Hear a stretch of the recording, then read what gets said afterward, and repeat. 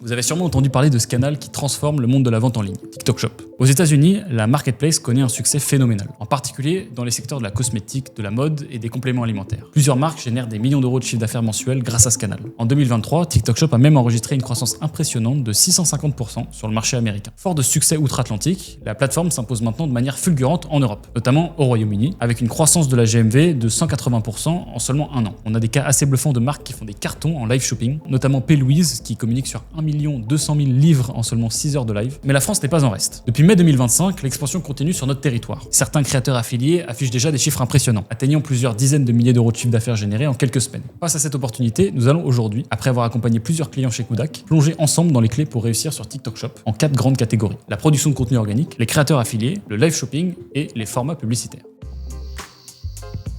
Alors d'abord, est-ce que TikTok Shop est fait pour vous? Avant de vous lancer tête baissée, il est crucial de comprendre que TikTok Shop n'est pas une marketplace comme Amazon, où il suffit de mettre son produit en vente et de capter une intention d'achat. La différence fondamentale, c'est que votre page produit est reliée au contenu de la plateforme TikTok, où l'on cherche à capter l'attention du spectateur pour le faire acheter. C'est pourquoi l'objectif est de maximiser la quantité de contenu présent sur la plateforme, avec un but précis: intégrer des liens redirigeants vers les pages produits de votre marque. Concrètement, ce système repose sur 2 leviers principaux. D'une part, les vidéos publiées par les marques ou les créateurs, et d'autre part, les lives, également gérés par les marques ou les créateurs. Et quand un contenu performe, il devient possible d'amplifier ses résultats grâce aux ads. Maintenant que vous comprenez le mécanisme, évaluons sa compatibilité avec votre marque. Premier point de vigilance, certains secteurs d'activité se trouvent d'emblée exclus en raison de contraintes techniques de la plateforme. Cela concerne notamment les prestations de services ainsi que les modèles de vente par abonnement. Compliqué de les vendre sur TikTok Shop. Au-delà de ces exclusions, on observe un product channel fit particulièrement marqué dans certains domaines. La raison principale, c'est que l'âge des utilisateurs TikTok et donc TikTok Shop influence naturellement les secteurs les plus performants. Donc les quelques niches qu'on a vu bien fonctionner sont les suivantes: la cosmétique, les soins capillaires, les compléments alimentaires et la mode prête à porter accessible. Ce sont des règles générales, mais il y a quelques exemples aux États-Unis de marques évoluant hors de ces secteurs et qui marchent quand même. Je vous en ai mis une, ça s'appelle Vevor. C'est spécialisé dans les équipements de jardinage avec une gamme tarifaire entre 70 et 700 $ et il se positionne comme la deuxième marque générant le plus fort volume d'affaires aux États-Unis. Cette diversification nous enseigne qu'avec la maturation progressive du marché français, nous assisterons vraisemblablement à l'émergence de nouveaux secteurs performants, au-delà des catégories actuelles qui dominent.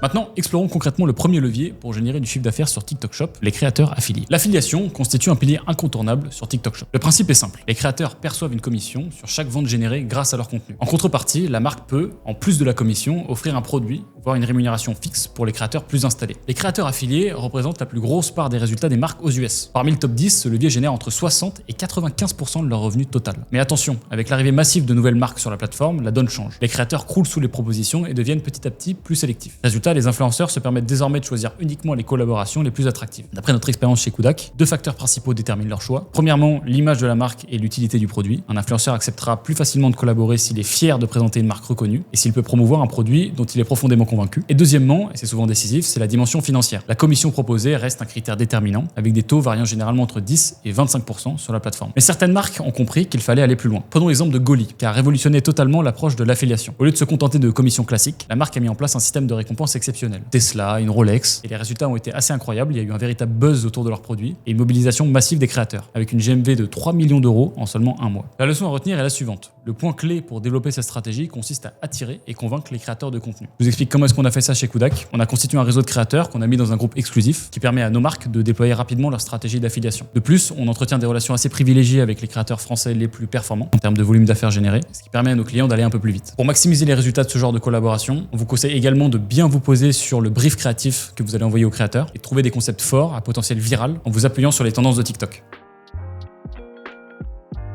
Si l'affiliation permet de multiplier les points de contact, le live shopping, lui, transforme radicalement la conversion. Pour comprendre ce potentiel, rappelons que ce format illustre l'évolution du marketing direct, des réunions Tupperware d'antan aux émissions de téléachat, jusqu'à cette nouvelle forme digitale interactive qui transpose le concept en bénéficiant de l'interactivité du digital. L'avantage majeur, c'est que les lives permettent de présenter les produits en temps réel tout en répondant directement aux objections et questions des spectateurs, optimisant ainsi les taux de conversion. Mais encore faut-il attirer des spectateurs. Plusieurs stratégies s'offrent aux marques. Premièrement, exploiter l'algorithme. TikTok favorise naturellement les lives, générant de l'interaction.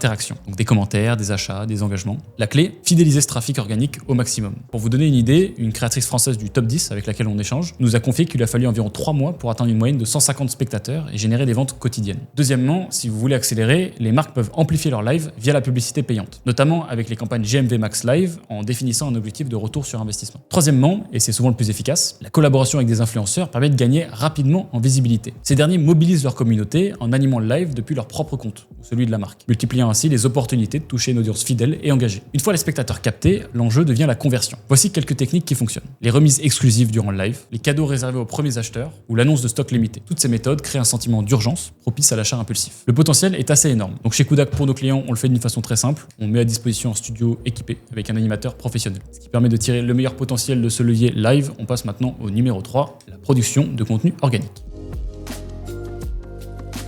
Là où l'affiliation et les lives nécessitent des partenariats ou alors une infrastructure, le contenu organique posté par votre marque offre une alternative plus accessible. Ses avantages, c'est une stratégie à faible coût et facile à produire, qui permet de générer des premières ventes sans déployer une grosse infrastructure. Néanmoins, soyons transparents, le contenu organique génère généralement une part modeste du chiffre d'affaires global des marques qui vendent sur TikTok Shop. Mais attention, certains secteurs présentent des exceptions notables. Lesquelles? D'abord, les marques parvenant à développer une identité forte et virale. Reprenons l'exemple de P-Louise. La marque se démarque par l'utilisation de couleurs éclatantes et d'un univers visuel audacieux, tout en adoptant un ton bienveillant, centré sur les conseils beauté et la sororité. Cette combinaison crée une véritable communauté engagée. Autre approche gagnante, les marques qui fédèrent leur communauté autour d'une personnalité, le tout dans un esprit small business. Voici quelques exemples: Dax Eyewear aux États-Unis ou Pretty Meyer en France. Leur secret, c'est des contenus consistant principalement en présentation de produits par les fondateurs eux-mêmes, accompagnés de coulisses de leur activité entrepreneuriale. Alors, faut-il miser sur le contenu organique? Si ce levier contribue à générer des ventes, ce n'est pas le plus puissant quand il s'agit de volume de vente. Les chiffres parlent d'eux-mêmes. Pour les marques du top 10 aux États-Unis, ils représentent rarement plus que 15% des revenus totaux générés sur TikTok Shop. Son véritable rôle, c'est de construire une notoriété forte. Et ça reste important car c'est ce travail de fond qui renforce l'efficacité des autres leviers. Les lives et les campagnes de créateurs affiliés bénéficient directement du capital confiance et de l'audience accumulée par la marque.